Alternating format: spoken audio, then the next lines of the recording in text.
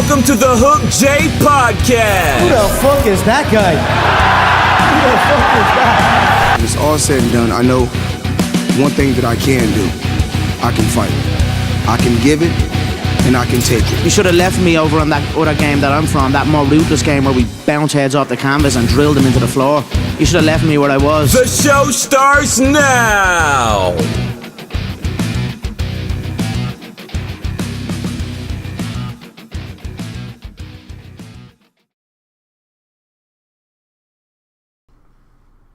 Welcome to the Hook J Podcast. This is episode number 2 of MMA.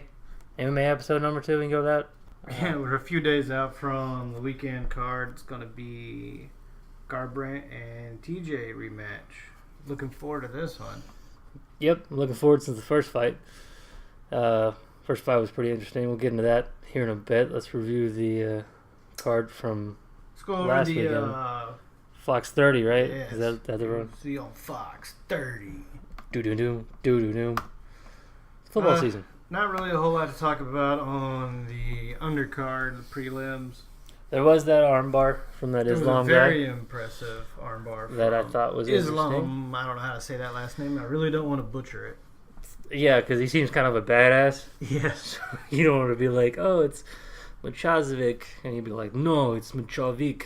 Yeah. Like, oh, damn. Then you got a whole different issue. Yeah, and you don't want to fuck with the Khabib camp. No, That's, no, you don't. You know, they get chairs thrown at them and just stand still.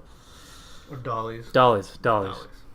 But yeah, he locked up a really, really tight fucking armbar across the chest. But what made it look even worse was Raging Cajun had his own arm behind that. Yeah, that was... God, it had to have hyped... Because he couldn't tap. There was no way he could tap. Well, he had to do it verbally. Yeah, he had to do it verbally. So you can actually see him in the clip. Tap, tap, tap, tap. He's saying tap. Yeah. Good job on the ref for listening.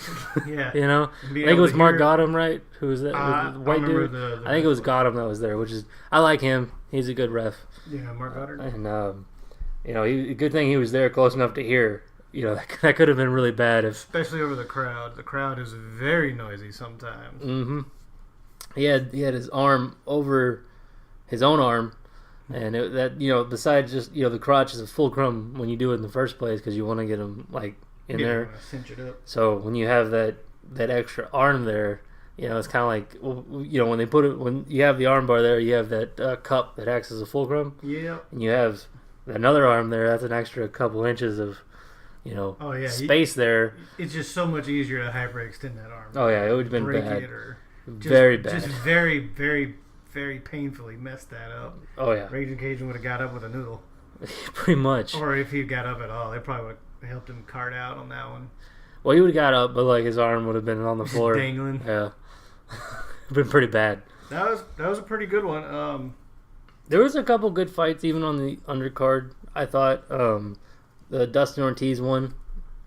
He won that one. Yeah, that was a nice little shimmy there. He hit the dude with a head kick.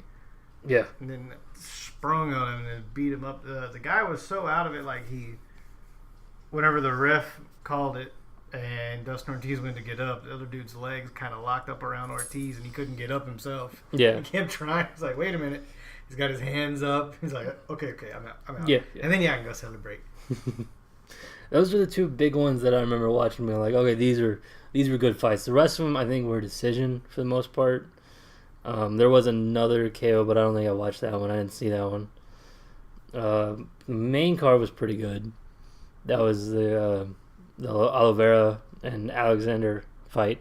I like that one. That was a good one. That was a good way to start the main. Yeah, that was a good burner there for me. Those guys beat the hell out of each other and wrestled each other. I think more along the lines of clinching was the name of the game, especially for Alex. Alex would just grab him, walk him to the cage, and then do his thing for a minute, and then come out of it, throw some, grab him again. It's like, man. I'm not gonna lie to you, Alexander Hernandez. He's the guy that fought Damian Maia, right? The last one, and he right off the bat he came in swinging, and he didn't even touch gloves. Yeah. Yeah. So, when I saw him on the card, I was like, that dude's kind of a dick. Because you can't treat a legend like Damian Maia like that, especially when you start off. But, I understand it's a fight. Do what you can to win. It's your career.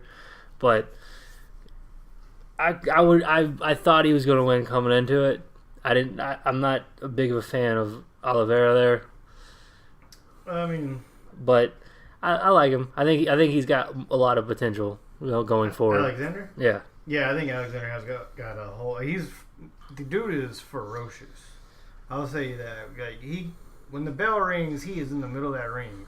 Yeah. Stat. Yeah. And he is ready to go. So that's one thing I'm really looking forward to watching him fight some more. Yeah. That was the start of the main event, and then you had the former champ Joanna versus the Tiny Tornado Torres. Yeah. That went probably. That went the distance. It went the distance. I thought it was, it was going to turn out that way. Joanna, she's going to use her length and dot Torres up the whole time, which she did. Joanna is one of those like buzzsaws. She's a Polish buzzsaw. If you get close to the blade, you're going to get hit. And that's exactly what happened. She was just a lot faster, and Torres, I just couldn't handle the length there from Joanna. Yeah, I mean, Joanna's always been the kind of person you just do not want to rush forward because she is just going to hit you at range. She's admitted several times herself that she doesn't have a black belt in jiu-jitsu and she doesn't have a whole lot of ground training, but her stand-up game is so good. That shit is polished. Yes, like you have to get her there first, and Tisha tried. She tried a bunch to get her to the ground, 10 times, and never once got her to the ground. Rose is the only person to get her to the ground, right? But that's just because it's knockout, right? A knockdown is different. That doesn't usually count as a takedown. Well, that's the only time she's been on the mat, right? Right, just that one time, and then even then, in prior fights when someone tried to take her down, if she got close to the floor, she got right back up. She had the Chuck Liddell method where she'd sprawl and pop right back up. Yeah.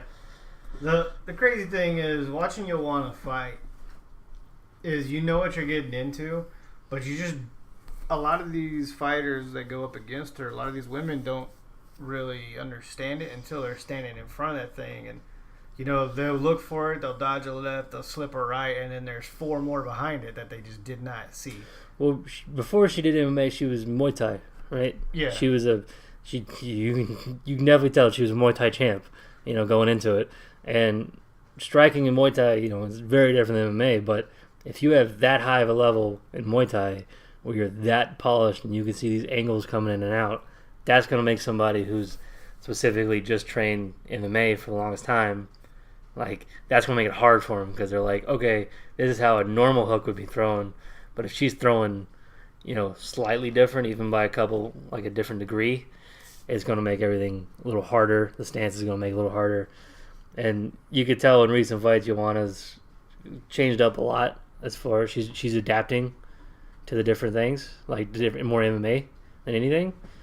But she still has that Muay Thai base that you can tell still affects a lot of people that really haven't trained it, What I'm looking forward to, though, is watching Joanna go forward. Because Joanna's got 2 problems. One is herself.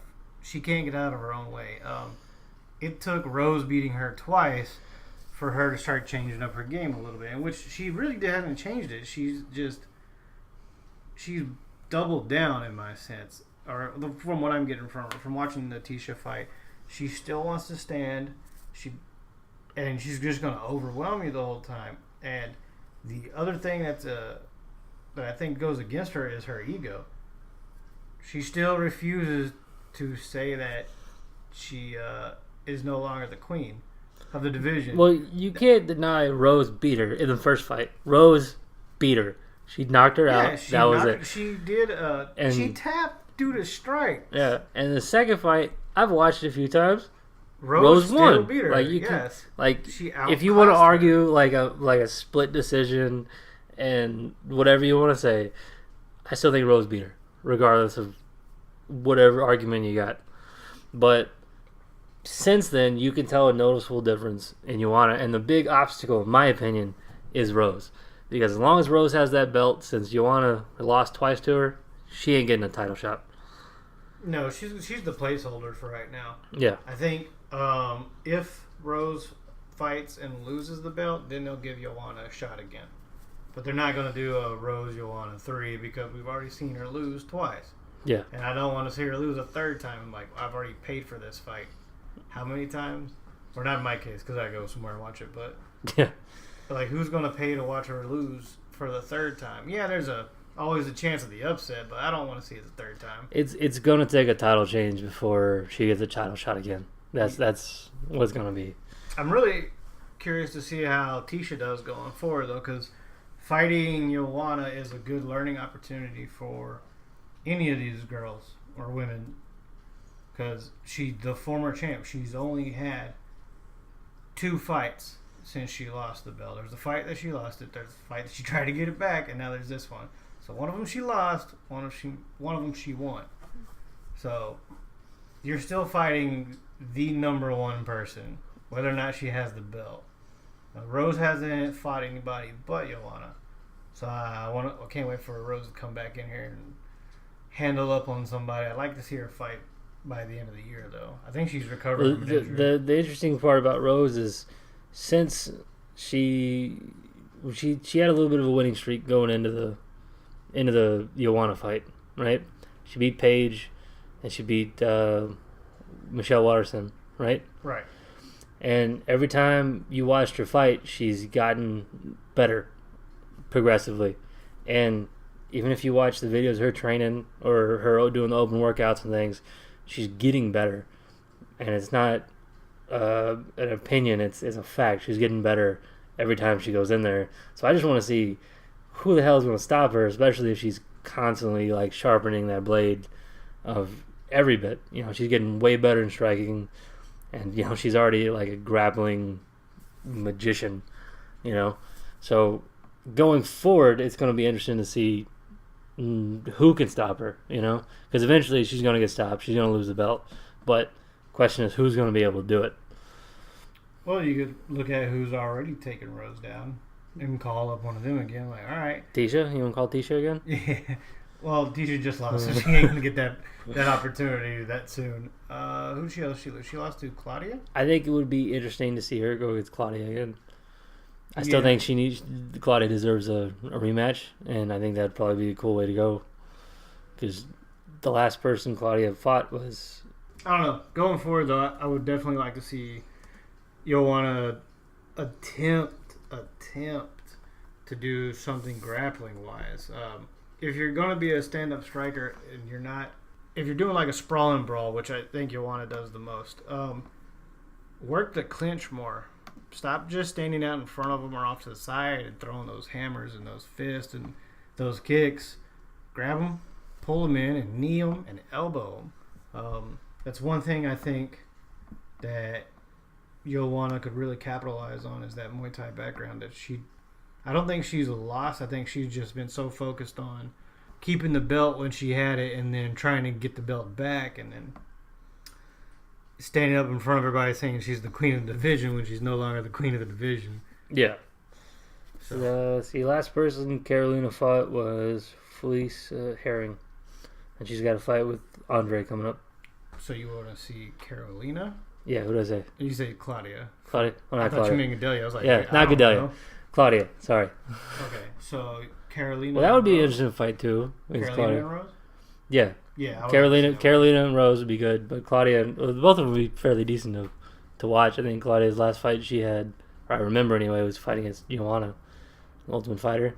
There might have been another one because that was a little while back, but definitely between both of those, I think Carolina would be a better option between the two. Yeah, I wouldn't mind seeing Carolina fight Rose just because Carolina is so poised.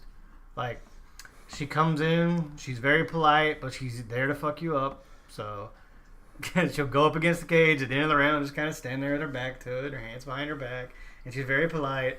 And then she comes out there and then she takes everything. That was the first time I actually saw Joanna just throw so many punches and kicks and be like, why isn't this girl backing up? Because Carolina just kept coming forward like, you ain't shit. Your punches aren't shit. So Well, Carolina, she has that like Fedor type thing where you come to the ring and be all stone faced the whole time, and then you go out there and fuck somebody up, and then be like, okay, and walk out. You know, there's no celebration or anything. It's just like, I won. Let's go back home. Okay, I came. I saw, conquered. This was fun. You guys got pictures. Let's go. Claudia actually beat Carolina.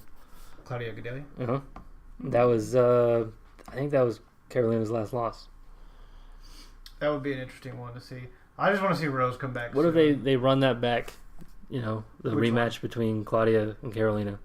All right, for number one contender spot? for the number 1 spot or number 2 spot or whatever it would be, and then who the winner of that would go on to fight Rose.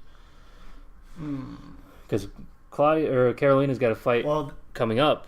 Rose is going to have to defend that belt soon because I think we're pushing 6 to 7 months now since she fought. 25.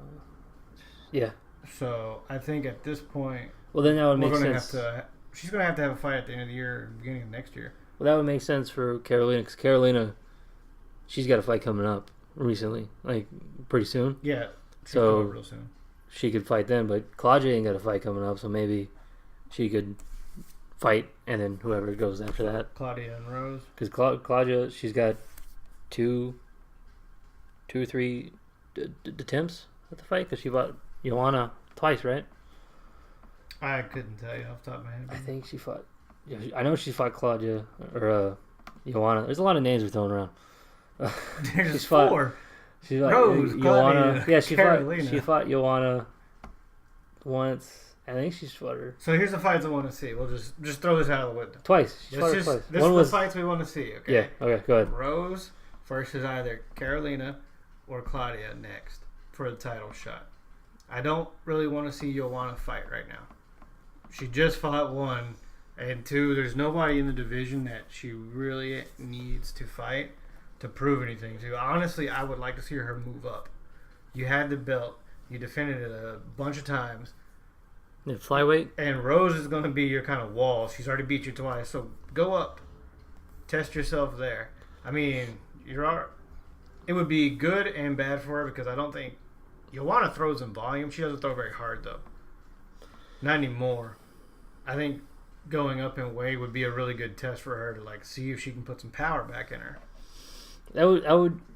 I would say do another fight, see what happens in strawweight, and then move up. You get somebody lower tier on there just to test your strength, test your might, Mortal Kombat style, you know. Yeah.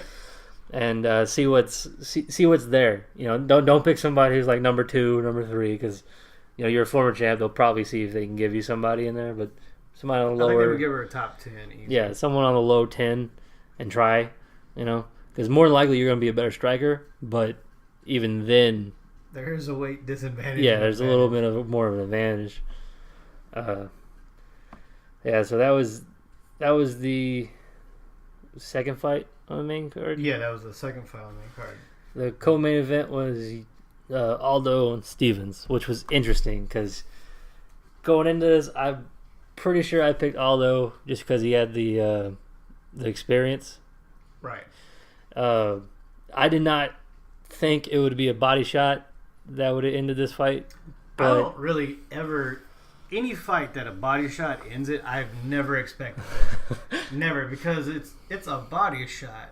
You know, you expect a kick to the head or a punch behind the temple or an elbow across the nose. Well, you expect the head hunting to go on the whole fight, you know. But a shot to just below the rib to be what puts a guy on his knees it's always one of those. Oh, what did he hit? The interesting part about it was it wasn't like a liver shot from what I saw. It wasn't like to the stomach. It was like the sternum, like right in the rib, right below the sternum and the rib cage, right in that soft tissue, man, right there. It was dirty and it was full force with that. I think that was a left, if I remember right. I think it was a left. Yeah, he hit him with the left and boom, man. Good on Jose to see Stevens wince in pain and just come off his back foot with a pounce and just start pummeling. If you notice, whenever he goes to the ground, Jeremy's trying to roll over to turtle up a little bit. Jose kind of like grabs him and hits him in the chest a few more times Yeah. before he gets rolled over. You gotta drive that point home. Yeah, I you was know? like, oh man. If you got the stake in somebody, you gotta keep pounding that stake. You know? I'm telling you, that Gotta was make sure pretty that nice. vampire's dead. You know what I'm saying? But I expected a little bit more out of this fight. I always love those first round knockouts, those early second round knockouts, because Well, I think everybody those are does. those bloody brutal. Well, this was at fights. the end of the first round. Yeah, which it was didn't even interesting. go the full. Yeah, full so length. they only had a couple, less than a minute left. Yeah, I think it was like 45 seconds or something like that. Yeah, it was close to then when it finished, but to see an opportunity like that at the end of the first round and just pounce on it is pretty amazing. And Stevens came off, I think, 3 wins in a row. His last one being over, that dude that just came back, and there was a big controversy on the knee because it was like a down knee. They didn't call. Guys, bald white guy. Old white guy. Yeah, it's probably a cop. Oh, yeah, I know what you're talking about. Damn, I can't think of his name. He's an alpha male guy. Yeah, I was going to say he's one of the alpha male guys, but coming off of that win, where he looked rather impressive, the one before that, I don't remember who he knocked out, but he knocked out somebody. Well, he has one hell of a right. He's got a lot of power. So I most of the time when I watch a Stevens fight, it's definitely a Josh Emmett, that's waiting Emmett. for someone to get hit so fucking hard, Because I think every time he's won so far is, he won decision. Let's see, once, twice maybe, but the rest of them are all like KOs. It looks like 2, 3. He's been in decision a few times, but the majority of his wins are knockouts. Looks like. Yeah, well, he was riding a nice little 3-4 win streak there, and it's 3 wins. And then he goes and loses it. Well, he beat the shit out of Doho Choi. Oh, yeah. Man. Doho Choi kind of like upset me there, coming off of the Cub Swanson fight a year later. Yeah. Which was one of the best fights I've ever seen, just because Cub was game for 15 minutes, and it went the entire length of the freaking round or the match, and they beat each other senseless. I was like, all right, this kid's going to come in here and he's going to take everything Stevens got and he's going to beat him up too. Nope. That didn't last very long. I was like, oh, geez. Korean Superboy there got beat up. Yeah. Well, the interesting thing about Do Choi is he doesn't look like a fighter at all. He looks like a guy to be fixing your computer, He looks like a guy to be on one of those like J-pop bands, to be honest. Yeah, like one of those. Just a little less makeup. It's a little, yeah. He's But up to he doesn't look like a fighter at all. But I mean, if you look at his record, he's got 1, 2, 3, 4, 5, 6, 7, 8, 9 knockouts, complete knockouts, and most of the rest of them are TKOs. He's only got 1 decision, 2 decisions. That's it. Which is interesting because you look at him and you're like, that's just a tall, lanky dude. He's got like very little power, but he's got one hell of a power transfer. Well, he's going to have to put something together, though, Doho Choi is, whenever he comes back, because he hasn't done all that well so far in his UFC run. Before that, he was doing pretty damn good. He's got 3 wins in UFC. 2, 3. Look at that. Yeah. Ultimate Fighter and 2 fight nights. Yeah, 2 fight nights, and then he was on that card, the Ultimate Fighter card. But other than that, he's lost twice. So he's on his third. His next fight will be the 3rd fight. So normally it's like a 3-fight loss and you're out. Yeah, he needs to put something together so he can continue his run. But yeah, Aldo. I was really happy to see Aldo win. Slightly disappointed in Stevens' performance, but a gut shot like that's a gut shot. It's going to put any person down. Aldo coming off of 2 losses back to back to Holloway, was really starting to wonder how good not only was his chin going to be after getting taken apart by Holloway both times, and then what his spirit was going to be coming into this, and just like after he wins and he gets so emotional, it's like, all right, he knows where he's at. Max put him in his place twice. And then for him to come out here, I bet you 100 to 1 that he was questioning what he was going to do with his career coming into this fight. And then to get the win and be like, oh yeah, champ is back. Which that guy completely messed up that whole statement, by the way, that translator. Did he? Yeah. What did he say? Well, Aldo goes on like a whole 45-second to a whole minute rant, but basically saying, I'm back. I can't remember the question he was asked, but he's like, I hope Max is good, but we got to figure out where Max is at first. Until then, if I need to fight, I'm here to fight. But I am back, and the translators is like, oh, champ is back. I was just like, okay. Well, here's the question: if say Max can't, right now he has that concussion issue, or really they don't know what's wrong with him. They think it was a concussion, but he's been through a few doctors and they can't tell what's wrong. They're like, hey man, what's wrong with me? And he's like, I have no fucking clue, So the question is, say Holloway can't come back for right now. Say they're like, you got to take a year off till we figure out whatever. So they're probably going to strip him. So you give Ortega immediate title shot. He's the number one contender. He was the guy in the line for the belt. So I don't want to see him fight Frankie again. Why not have him fight Aldo? I think that would be an interesting one to watch. Because you got this up and comer Ortega, and say he fights this vet Aldo. Aldo's on, he's on the comeback. He's working his way back, and to be a 10-year champ and then not get the rematch immediately against McGregor, to get it back against Aldo or Holloway twice. Does he deserve a match or a championship match against Ortega? I think Ortega should probably wait for Holloway. I mean, say Holloway can't come back, right? Like, say they're like, we're gonna strip him from the belt until we figure out what's wrong because he's got whatever health issues. Do you give Aldo a title match? Who do you give Ortega as a title match?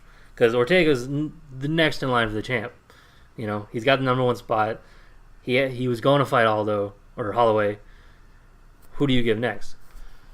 Honestly, I would see what the time frame is. If they have to strip Holloway or give an interim belt, I think they would rather do an interim belt because Holloway has been a consistent fighter for him, and he's tried to show up for them on 4 separate occasions, and it just hasn't worked. I think they're more than willing to work with him because he is a company guy. He's ready to go out there and fight. But if the decision has to be made, I think it should be Ortega. I don't want to see him fight Frankie again. Not this quick. I think Frankie, it should be Aldo. But then again, does Aldo deserve a title shot this soon? He lost to the champ. Yeah. Twice. Got 1 win. And he's getting another title shot, or even if it's an interim title shot. It's like, this is a slippery slope to be playing. Yeah. If anything, pay Conor $1 million and have him come back. Well, I don't think he can make the weight anymore. He's a big dude now. Well, yeah, you got all that money in his pocket. Yeah. So that was the co-main event.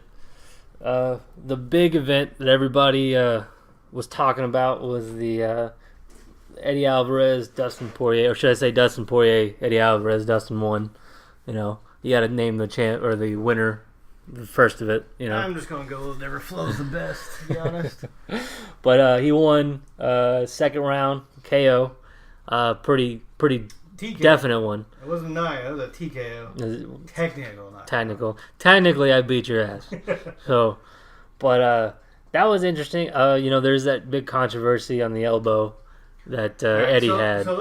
So let's break this down a little bit, okay? Everyone knows that rule is fucking stupid, right? But it's not. It's one of those things that it may not be my rule, but you got to enforce it. That's what Goddard said. Because it's a rule.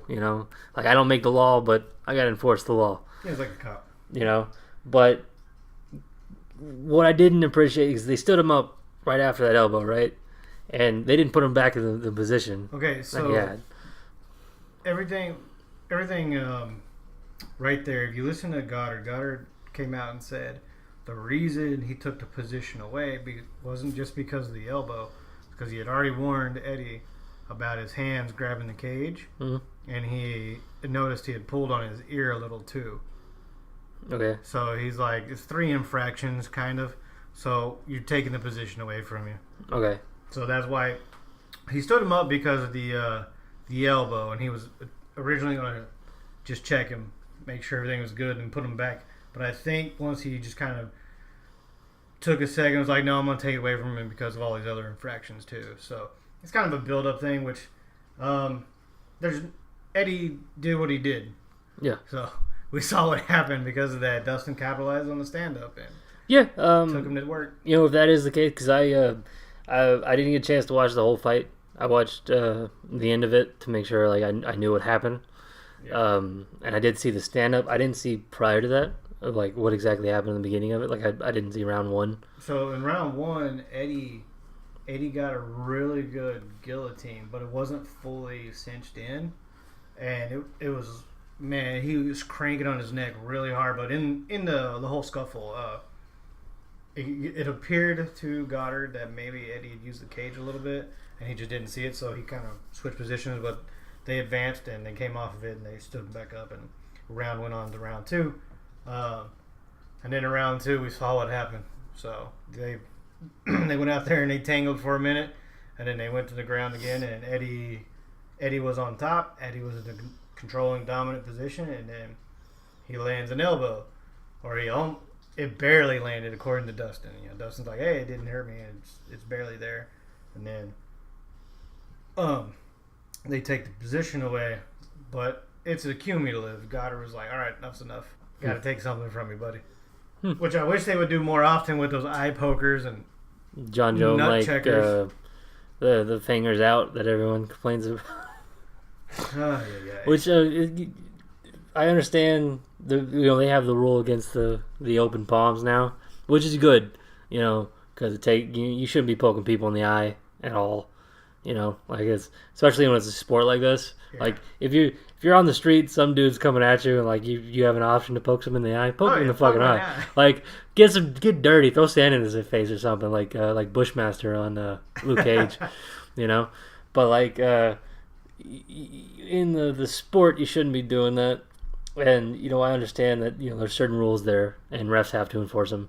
And if that is the case, that he was grabbing the fence and grabbing his ear, and I get the elbow part. If that is the case, and that's the reason he stood him up, then I agree with it. And yeah, I agree with it too, because multiple, like, you let 1 or 2 go, that's fine. I get it, especially if they're small. Like, hey, take your hand off the cage, dude. You can't pull yourself up. Yeah, like you give the warning for the small things. Enough's enough at a certain point. Yeah, and for sure. It being the main event is really loud in there, and there's a lot going on, and adrenaline spikes and all that. I'm not a fighter, but I can easily imagine what these guys go through. I can understand how getting lost in the moment happens, but it's the rule, man. And whenever you got the position taken away from you, you got to find a way to dominate again. But I don't know what happened to Eddie after they got stood up. I know he got tagged successfully. I think multiple times.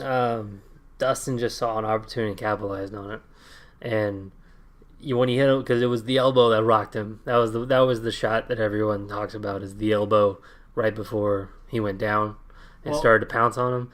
The thing that I liked though was when it looked like Dustin took him to the cage just with fist alone, because he hit that him left. with the left, yeah, and then I think Eddie, if you watch him, he kind of looks to the left because he's looking for a right, but he hit him with the left again, and he just hit him with the left again. And he hit him with 4 left jabs, and Eddie was just constantly looking for that right hand to come. It was it was like crazy. It was a left, right, and like 3 lefts in a row, and it pushed him to the cage. Yep. And then he hit him with an elbow. Well, and then he went down. Good on Eddie for trying to get out of it, because Eddie did push him a little bit. He threw his own, but he caught a wicked elbow just right across the side of the head, man. And that was it. That was all she wrote. Because once he hit, Dustin, I think, only had enough time to put another 1 or 2 hits on him before the ref stopped. The ref was there. He was like, done. Yeah. Gather over. That was the interesting part about it, is you're like, he took advantage after they stood up. He saw the he knew right when he rocked him. When Eddie got rocked, Dustin knew that he was looking for that right, because that's definite when you watch it, because he's moving the same direction because he knows that right's coming. but Dustin just kept throwing that left, and that's brilliant on Dustin's part to be like, well, he's obviously, he thinks that right's coming, so I'm just gonna keep throwing lefts, and that's gonna fuck him up if he thinks something's coming from one direction and you hit him in the other one. So that's good on Poirier. I give him that. That was pretty impressive. That's just being combat aware. Just being in the zone and seeing the opportunity to strike. I mean, if you notice a tendency, you expose it, which was good on Dustin. And I'm happy he got the win this time. They didn't go to a no contest because of an illegal elbow again, or last time was the knees, which is really good.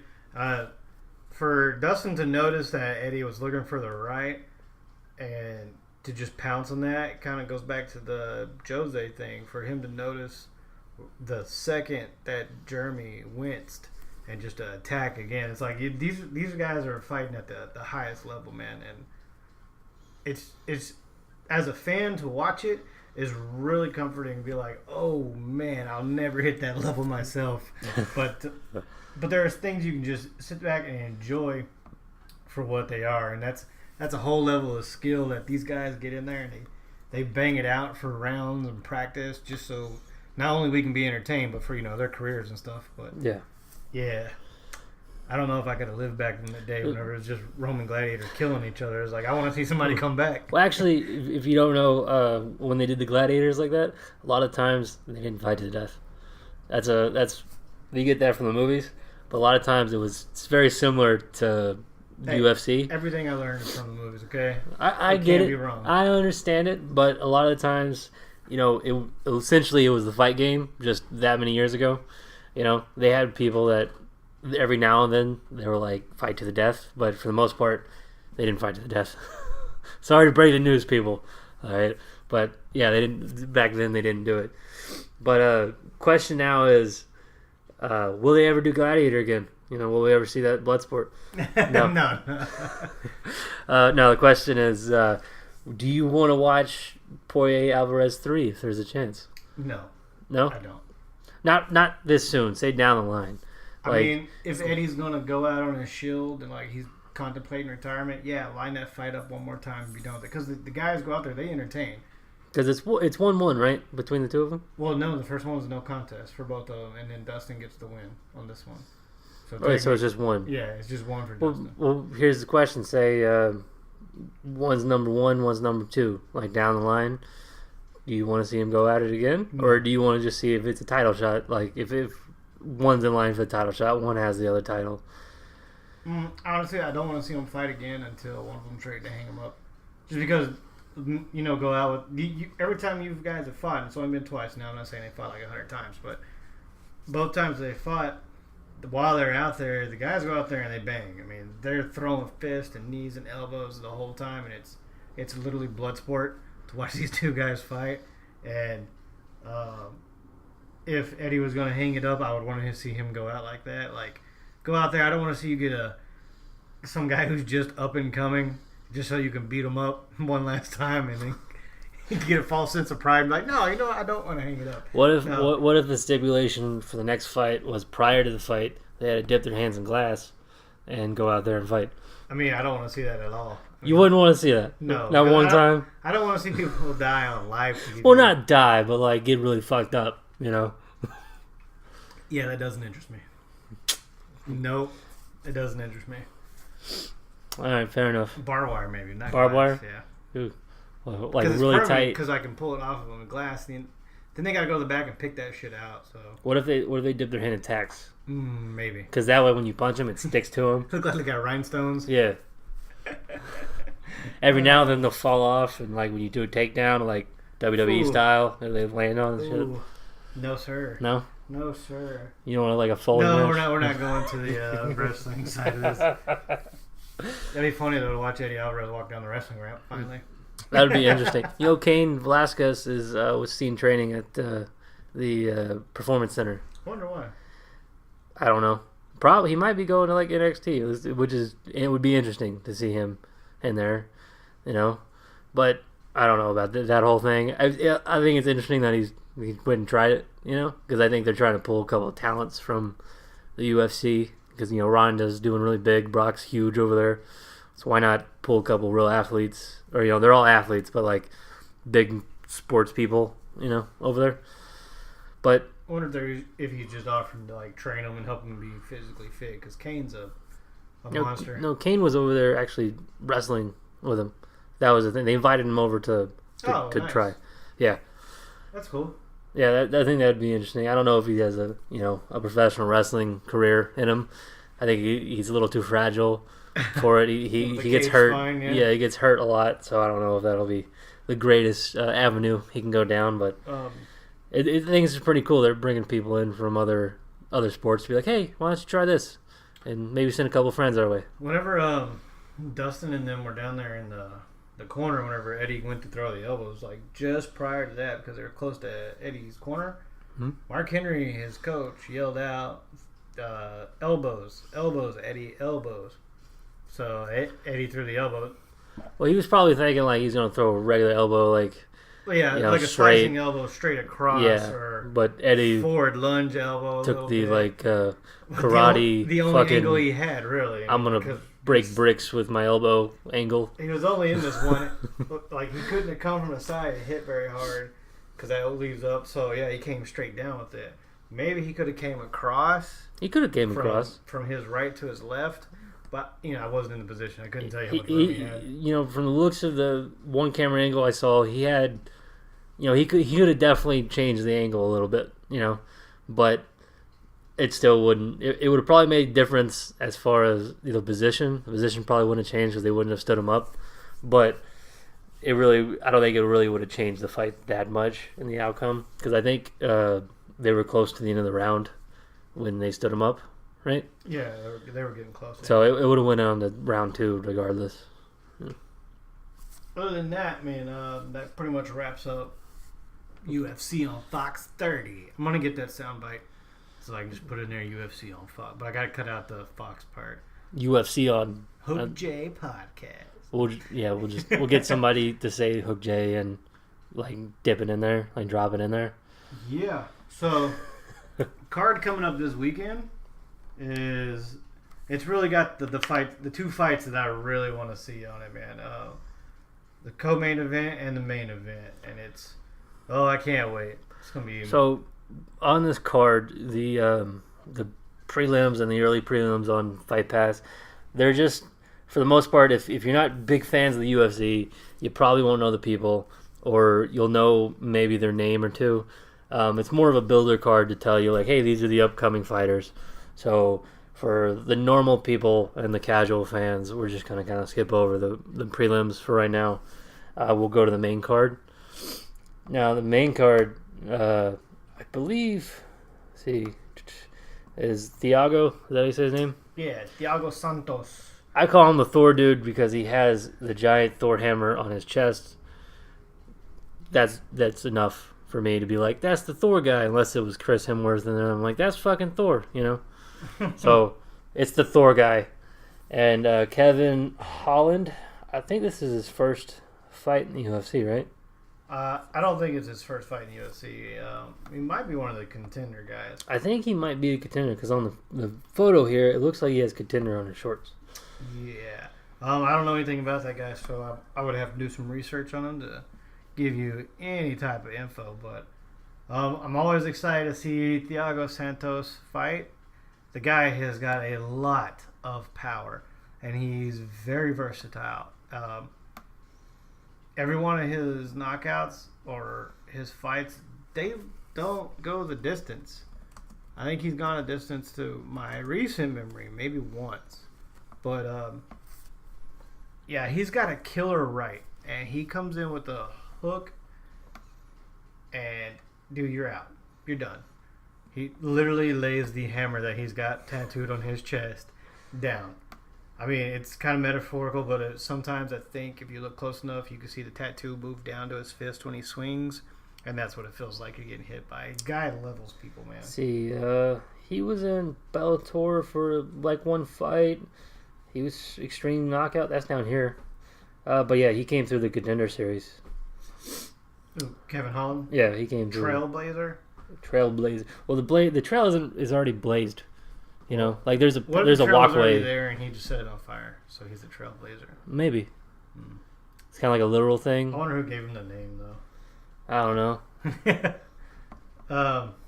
Maybe he's an arsonist. Maybe he's the guy who started the fire in California. And, You okay, think of that? yeah. You think about that? Yeah. The fight that's next, the ladies that fight next, I can't give you any commentary on because I don't know them at all. Who's fighting? Pollyanna Viana and JJ Aldrich. So I have, to the best of my memory, have not seen either one of these people fight. I think for the most part they were on like the prelims. I believe I've seen Viviana fight, but I'm not too sure. Yeah, I can't really tell you much about them. So let's go to the Cub Swanson fight.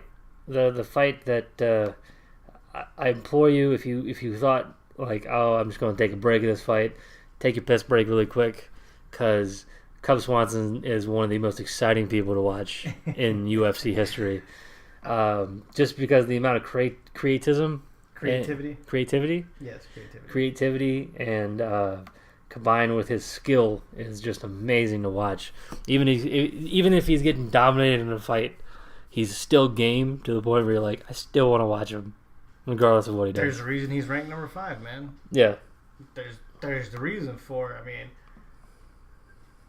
Cub is one of my favorite fighters due to like his willingness to go out there and fight for 15 minutes or fight for 25 minutes, whatever his thing, whatever the time is on the rounds, and lay it all on the line every single minute. And I'll admit, like the first time I watched him fight, I was like, oh, who is this guy? Cub? Okay. Oh, okay, what's that? Oh, okay. He threw a straight elbow. I don't ever see a straight elbow. I'm not talking about like he goes from right to left to try to hit somebody, or he goes a back elbow to hit somebody. No, he threw it straight forward. Like, if you're doing one of those, like, I'm going to do a quick dash pose, he threw an elbow like that. Like, just straight up the middle and hit a guy. I was like, okay, that's new. And then to watch him do, like, a spinning heel kick just in the middle of a combo just to see if it works. I was like, okay. Yeah, he threw like a capoeira kick at one time, and like he just I didn't know it was coming. He threw like a left, I think it was like a left, and he just threw this fucking like kick, and I was like, that's just weird. Like you don't see this amount of creativity unless someone's like, I'm just gonna try this to see if it works, and he does it in a fight opposed to like a sparring session, which I think is amazing. He's able to. He's just like, I'm just gonna take a risk and go for it, you know. It's gonna be a fight to watch. The guy he's fighting, I have no idea how to say his name. Renato Moicano. I've actually seen him fight. He's really good. The fight after that, the reigning champ, who is the only champ. Like he's had that division on lock forever. He's the only champ to ever be in that division. Mighty Mouse takes on Henry Cejudo. They're rerunning a fight, and they're redoing it. Run it back. Johnson, that first fight, just dominated Cejudo. He clinched him. He channeled Anderson Silva, and he dominated him with fucking knees and elbows, and just destroyed him. I think it was first round. Yeah, first round, and it's hard to bet against Johnson. It really is. It's hard to say Cejudo has a chance. I think he has a better chance than he did. I think he has a better chance than he did the first time. But this is one hell of a hurricane that you have to weather with Johnson. You know. Here's the thing. Henry Cejudo is good. He's no pushover. He's an Olympic gold medalist, man. And you know, a lot of people who go from that high caliber of sport into another sport kind of struggle in one area. But Henry, his stand-up game has gotten consecutively better. And to watch him fight, he got the performance of the night against Wilson Reyes, which after he lost to Joseph Benavidez, it was a decision split on that one. So, I mean, I always hate decision wins because it's like, wait, did you really win, or what did the judges really think of it? Because a lot of those judges don't understand the ground game and how pivotal that is to some fighters. But Henry's gotten better. And it's only been 3 fights, and this is going to be his 4th fight since he fought Demetrius last, and it happens to be Demetrius again. And Demetrius is the only champ. So he's not just the gatekeeper for all these guys in the division. He's the bar you have to meet. And if you watch Demetrius throw somebody from a suplex position and halfway down put them into an arm bar, you have to be thinking in your head like, okay, what is he really coming to the table with this time? Like, this goes back to, like, the Cub Swanson thing, the creativity of Johnson. You know, because after that fight, he said he drills that in sparring. Like, how many people, you know, drills a suplex to an armbar, you know, the mousetrap, as they call it, So in I was sparring. actually thinking about this earlier. Like, how creativity is, how are you going to overcome that?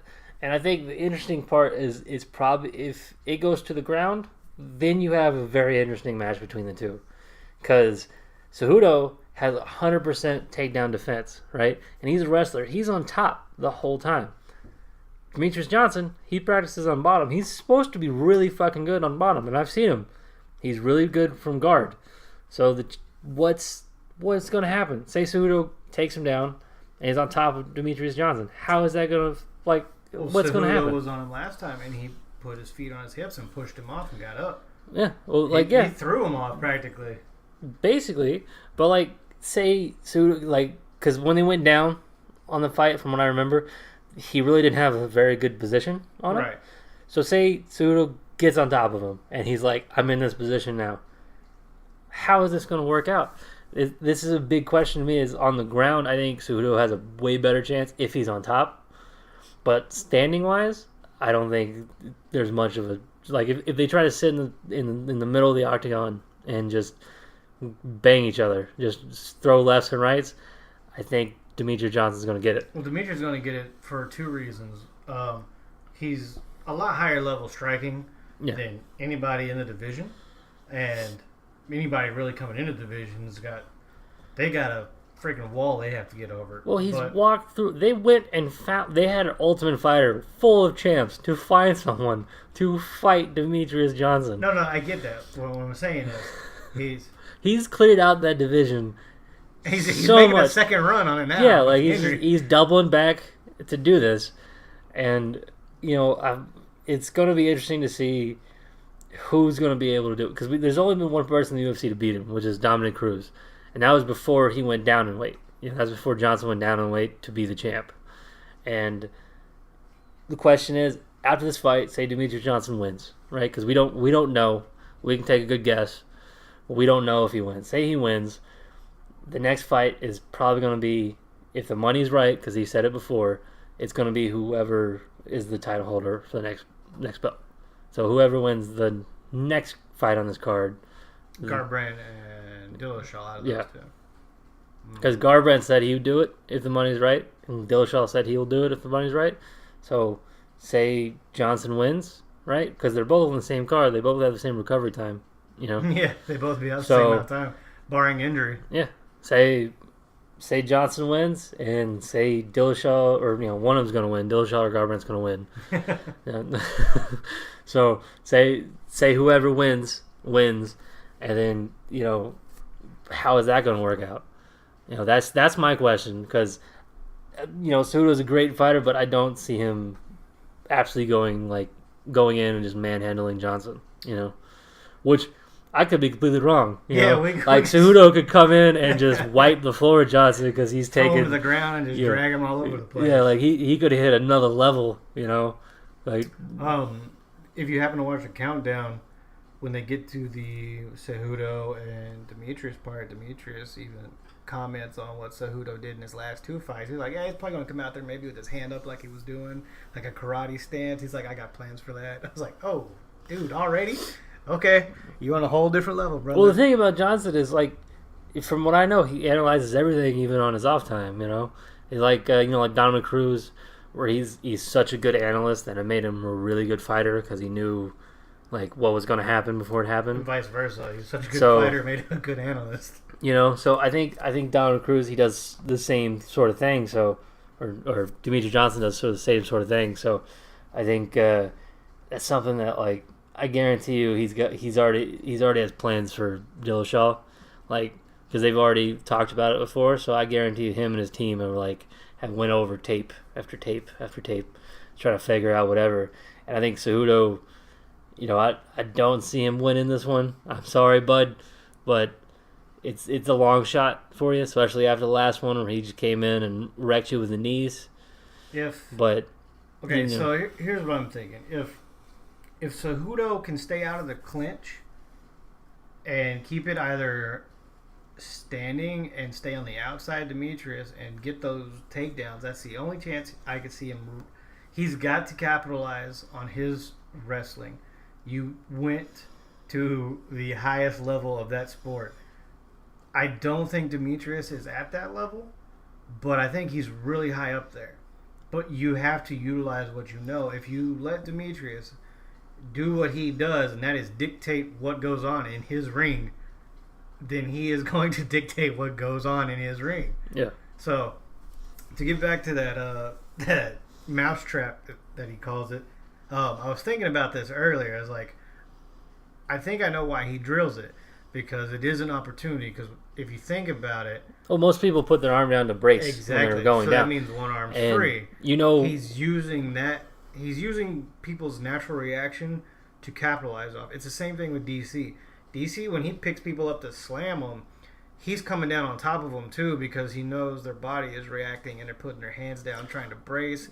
So it's twofold. You know, you're looking for the opportunity, you're setting up your own opportunities, and you're capitalizing on that. And then that threat is there, because now that you've shown that you can do it, those people that you got to fight next or who come after that are going to know that the threat is there, and they're going to make mistakes because they're worried about it. yeah. And when you're fighting at that high of a level and you're already in people's heads two rounds before you even fight them, or 2 fights before you even fight them, and they're constantly thinking about what this person could do to me, oh man, it just elevates the game so much higher, because then these guys are training for everything, so you got to slip in something new. I would love, and this is just old school wrestling fan of me, just to watch Demetrius throw somebody in a Boston Crab one time and actually Walls of Jericho. yeah, and actually grab him. get a tap out from that, and just that would be hilarious. It's fucking hilarious to see somebody put him in like a lion tamer. You know, grab it, just like knee on his back and just yanking his feet. That'd be hilarious. It would That just or be like crazy. what about crossface? Put Oh, him in like a a legit one. I mean, it would be just funny, because if all the people do it, Demetrius could probably make it work. Oh yeah, like he would make that shit look stylish too. You know. Oh man. But yeah, I'm interested to see what Demetrius does going forward, because if he gets this win too, which I'm pretty sure he will, if he gets this win too, he's officially broken the record. 'Cause he's tied for it right now, right? I think he's at 12. 12 should be the record. I think he's tied. But I'm anxious to see what he does next, because once you've beaten the record, GSP beat him. Yeah, so he's at 12, and then consecutive though, he should have it. consecutively, yes, I think he's got it. But see, For the most title defenses, that could be up there hold to on. anybody. Let's see, he's at 13. Yeah, I think he's got the consecutive one. Yeah, so because he's got 13 wins. he's gotten the record. Yeah, beat well, it by 1, beat it by 2, and then Yeah, take your risk, because your legacy's cemented. It's going to take a long time for anybody to go more than 10 wins in a row or more than 12 wins in a row with a belt, because you got to make the title run first, then you got to get the belt, and then you got to keep winning afterwards. He's cemented his legacy, if you ask me. Mighty Mouse is going to be the pinnacle of that division, Oh yeah, probably until the day I die. yeah. I don't think anybody's gonna like. I mean, unless the game changes dramatically somewhere in there. It's gonna be a little while. Right, He's that gonna really be there will. for a little bit. You know, that's for sure. You know, it's one of those things that it's he's got it. You know, like you know how like Ali lost and all that. You know, he lost a few times, but everyone goes, oh, he's the boxer everyone brings up in that division. Johnson's gonna be the guy everyone brings up. So the fight I want to talk about is TJ versus Garbrandt. Okay. This is the one I want to watch. This is the one I'm glad it's the main event because it's going to be the icing on the cake for me that night. I mean, no matter what happens with Mighty Mouse and Cejudo and Cub and Moicano, these guys hate each other, especially after that last fight because the first fight was so action-packed. God, they come out there and they're at a good pace, and Garbrandt drops TJ right at the end of the first round. If they had more time, he could have finished. He could have easily pounced and finished that fight due to TKO. I think, if you run this fight 10 times, you're probably going to get, 5 wins, 5 losses for each of them. Like it's going to change constantly. I don't think so. And honestly, I think between the two, I think Cody's probably going to come out there a little less reserved like he was last time. Because when he did come out there, he was a little, he was waiting for Dillashaw to come in and capitalize on something, which he did in the end of the first round. But I think Cody's going to try to throw caution to the wind this time and just kind of barrel forward like he did on his run up to the belt. And I think Dillashaw's not. I don't think Dillashaw is going to count on that. I think he's going to come in a little more he's going to try to be standoffish. And I think, if anything, if Garbrandt's going to win, it's going to be at the end of the first, beginning of the second. But if it goes longer than that, I think Dillashaw's got it. You think he's going to outpace him and outwork him, or do you think he's just going to outclass him? I think Garbrandt's best moments in the octagon are in the first, or just early on in the fight. And we really haven't seen him go longer than that. I believe all his fights up to the championship one was... They were all knockouts in the first round. So, honestly, we haven't seen him much in the later ones, and I think he gets a little tired as time goes on, as everybody does. Well, yeah, of course. But I think Dillashaw definitely, he'll probably capitalize on that a little better than Garbrandt could capitalize. But you never know. Cody strikes really fast. He is fast with his hands, and that's something that even Dillashaw couldn't predict the first fight. Yeah, I mean... Dillashaw fucked up, and Garbrandt capitalized on it with a right. Dropped him in the first, which is something that is pretty amazing that happened. He definitely, if he had a couple seconds more, he would have definitely finished him, because when he got up, he was wobbly as shit, Yeah, his legs were all over the place. They were gone. And he was having trouble finding his corner for a minute. Yeah. When he came back out, though, he looked solid. He looked like he had just enough time to recover. And then I think one thing Cody could have done right there and probably closed out the night was actually push the pace, because when he came out, he didn't test him at all. He kind of let him keep getting his feet underneath him. And I don't think that was the right way to go about it, but, I'm not the guy in the ring.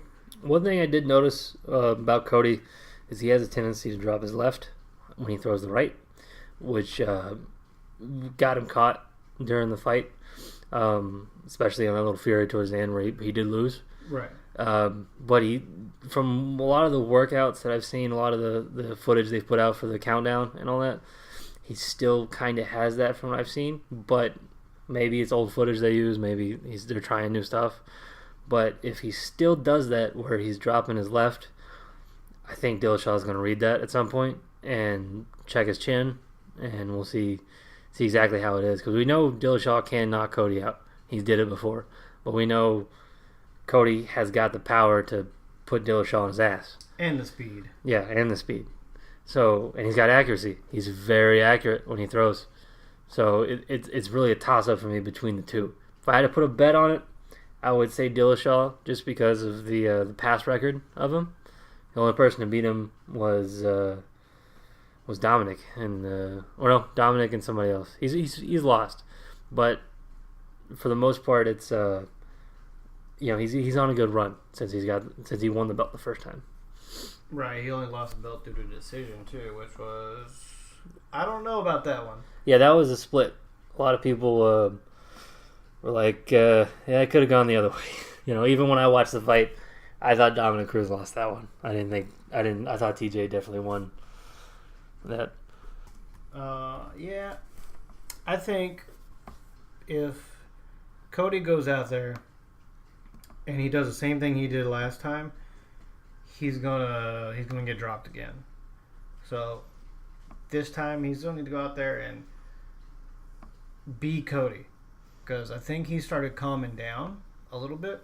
Like he got into the scrap, and then when he put TJ down at the end of the first round, he got cocky. But whenever he came back out there, he was a little more cool, calm, and relaxed. And whenever he relaxed a little, is whenever TJ started hitting him. I think he hit him with a front kick too that put him down, or made him squat real low. He kind of wobbled a little bit but got back up, and it kind of changed Cody's attitude. Cody was like, "Oh, okay, you ready to do this?" And then he went like full gung ho with it.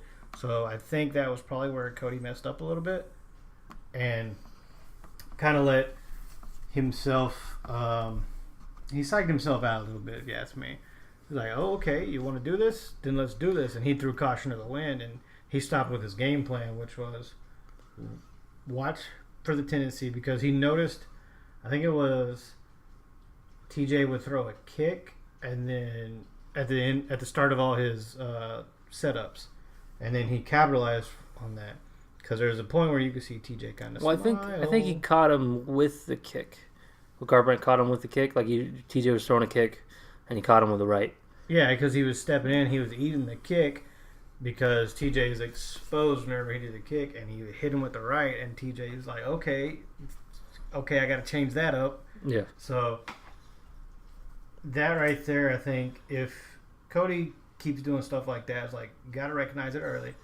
You got to find that tendency. Don't let those little maneuvers that he does like Dominic, where they kind of in and out, so you can't place where their head's going to be. Well, the weird Don't part, let that get to you. I always thought TJ did Dominic better than Dominic. I thought he was more like a Dominic 2.0, especially on his way to the belt. But now, since he's been with Dwayne Ludwig for a little bit, you can definitely tell a lot of things have changed, and he's definitely sharpening that blade of his a lot more, just striking wise, because Dwayne's a magnificent coach when it comes to striking. He's a great kickboxer, and he was in the UFC for a bit. I think technically he still has the fastest knockout in the UFC. But still, Dwayne, he's definitely changed the game when it comes to TJ, and TJ knows that. That's why he followed him from California to Colorado, which is where that whole bad blood between them started. Because he changed camps, and there was that sneaky snake thing, or was it, what do you call him? He called him a snake. Yeah, Connor called him a snake. Okay. And, it was the whole, like, oh, you're not loyal, blah, blah, blah, which is how the rivalry started. And you can tell the difference between when TJ was in Alpha Male a lot and when he was with Dwayne. And I think for sure it's going to come down to who has better planning between the two. And, you got to look at a guy like Dwayne Ludwig, who's the head coach of TJ's camp, and they're really good friends, and they listen to each other, not just one way, but it goes both ways. I think that's gonna be a factor, and I think the fact that Cody's his head coaches are two former UFC fighters who've been in the ring, and they know what exactly goes on in there, like mindset and all that. And they're always constantly pushing at alpha male. And I think that's going to be like a major factor too.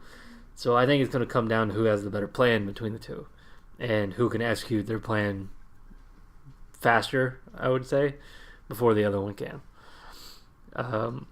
If Cody goes out there and he's reckless in the first round, it might just be enough to overwhelm TJ.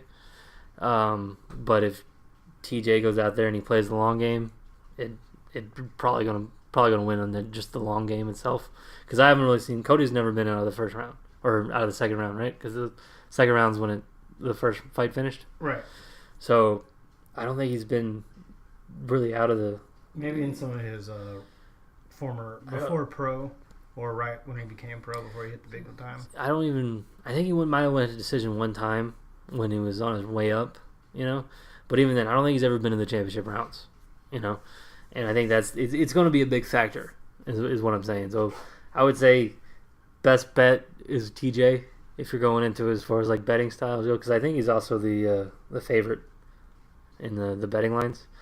But I would say TJ if you're gonna put some money down on it. But I wouldn't count Cody out. It's definitely I wouldn't count that accuracy and speed That hand speed is out of there.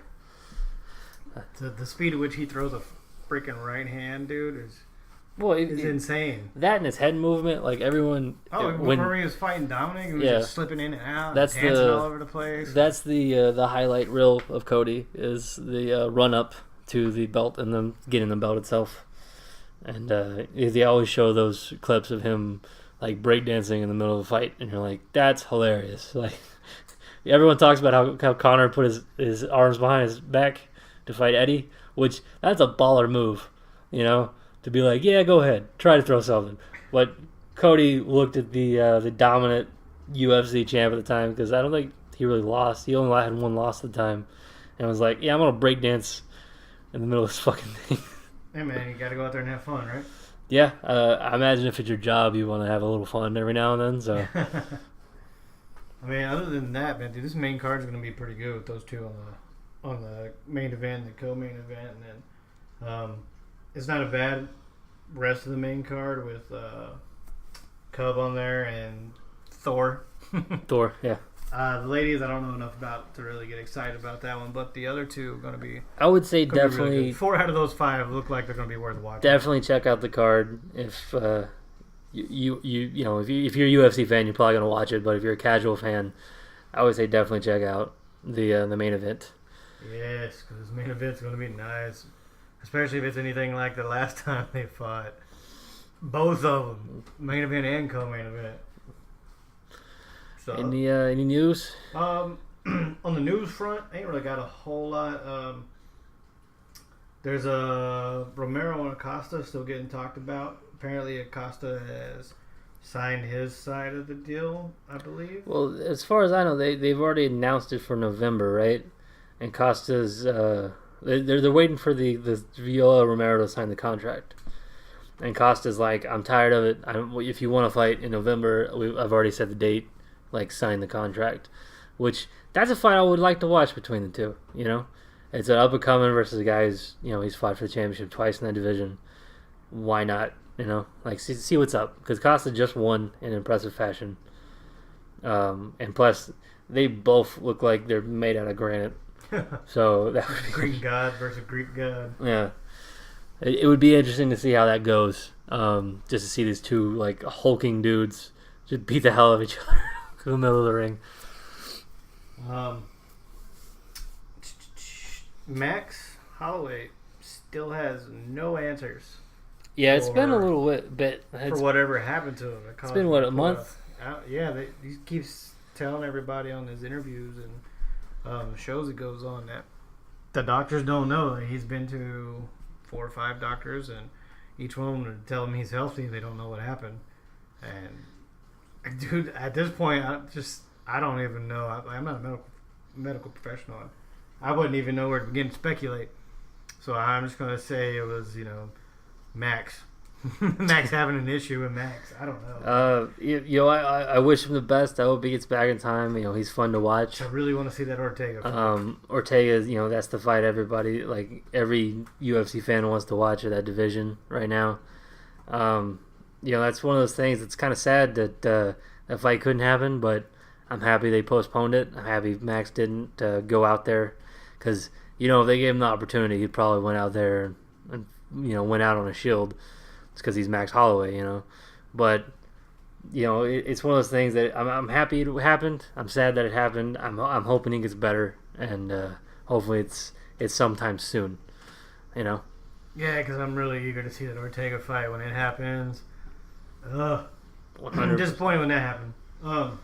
So Cyborg is really, really upset. She hasn't fought since January. I think it was January. January or maybe February, but I think it was January. At the beginning of the year.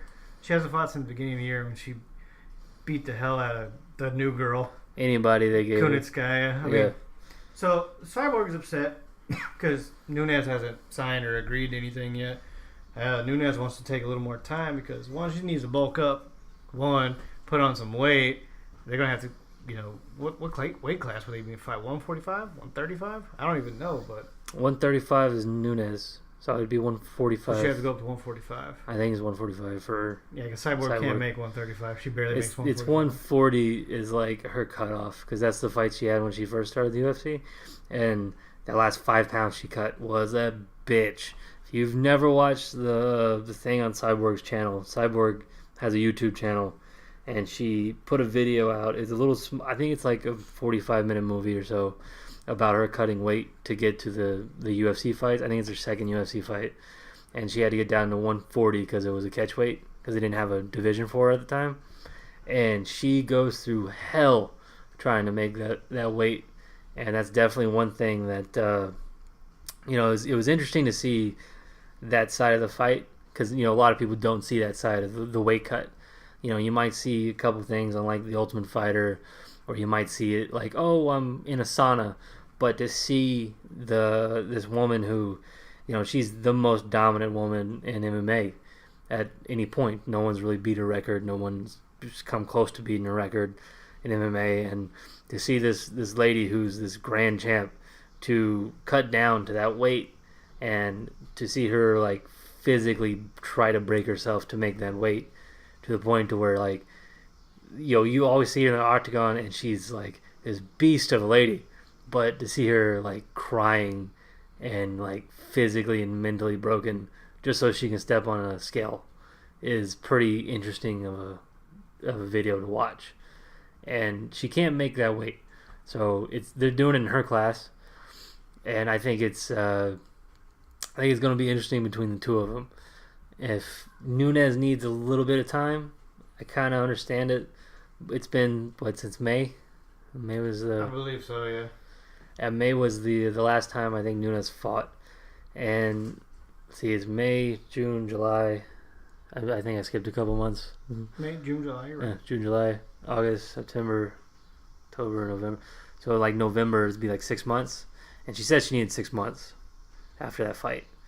Or maybe she said at the beginning of the year, I'm not sure. But I'd say give her 6 months. Like, Cyborg wanted to fight in September, right? Well, Cyborg just wants to fight. She feels like she's in the prime of her life and she's not fighting and she's not making money and she's not doing what she loves to do. Then, like, let her go. Release her is what she's saying. But the thing is, like, well, there's nobody, how are you going to find people to fight you? They don't have anybody in the division. They don't have that division really set up right now. They don't have that division across most fighting leagues. That women just do not want to fight Cyborg. I mean, I don't fucking blame them. It's a pretty heavy weight, for as far as fighting goes, for the women. It's like the heavyweight for the women, opposed like unless you're getting like the Gabby Garcia. Yeah, I was about to say Gabby Garcia. That's like the super heavyweight division, But it's a pretty heavy weight for that division. Or for the women.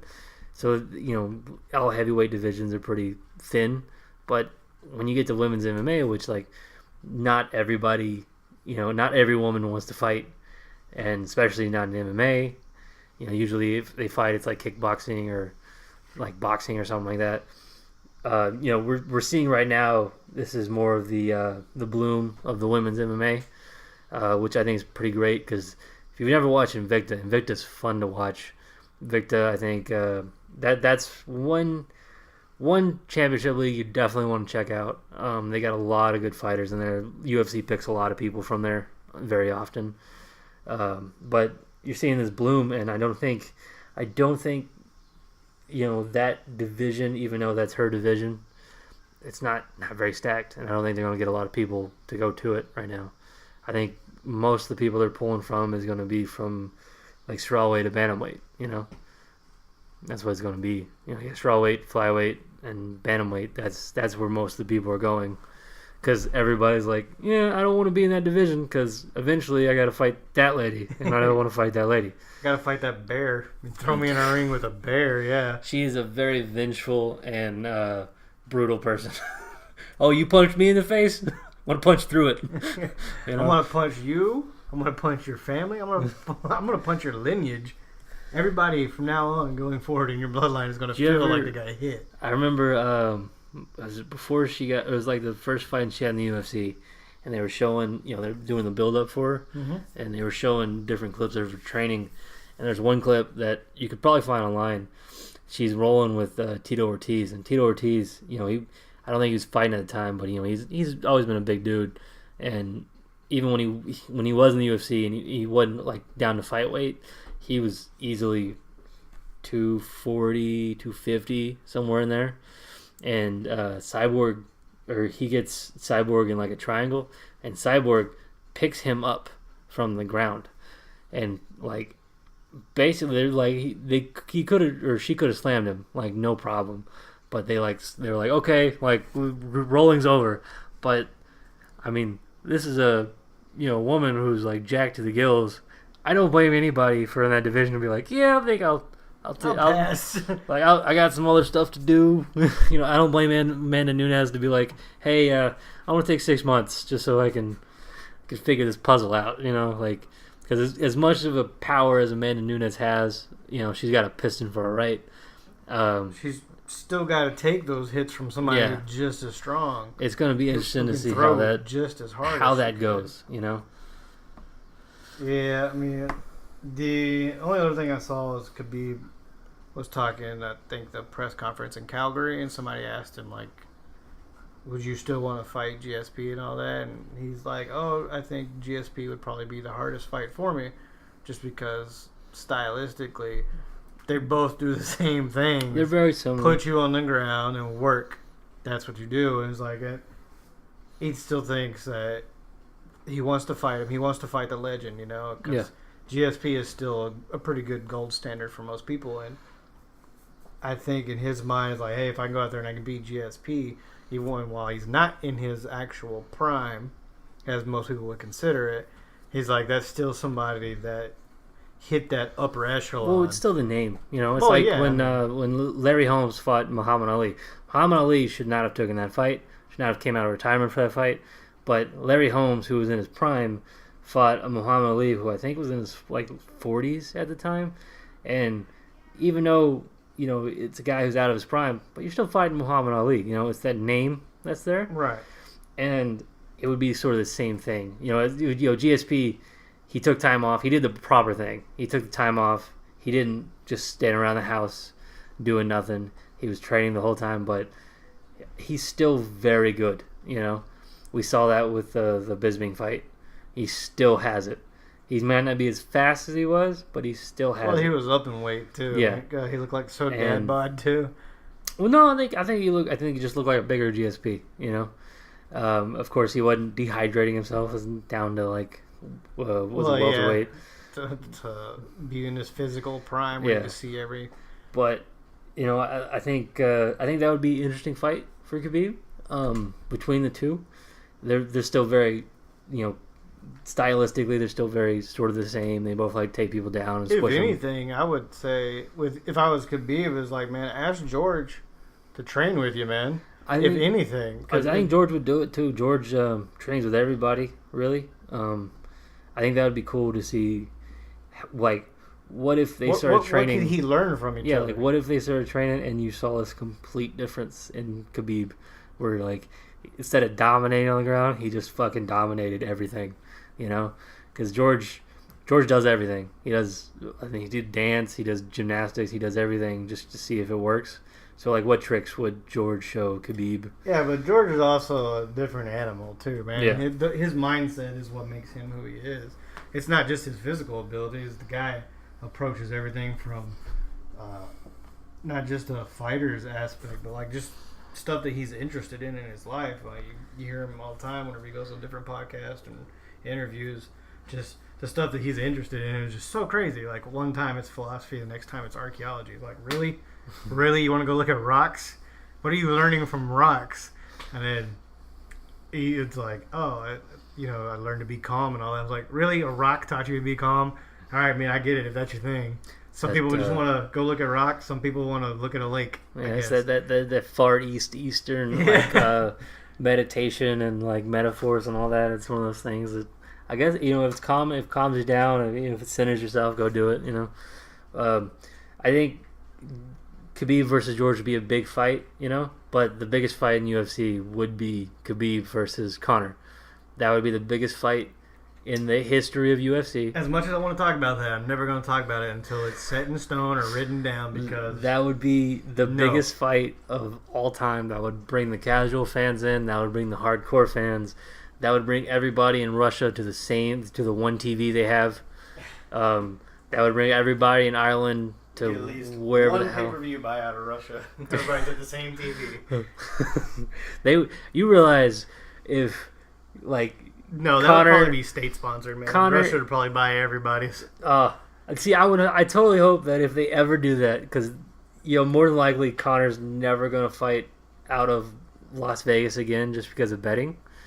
But I totally hope if they ever do that, they do a promo that's the parody of the Rocky and Drago fight. That would be the greatest shit ever.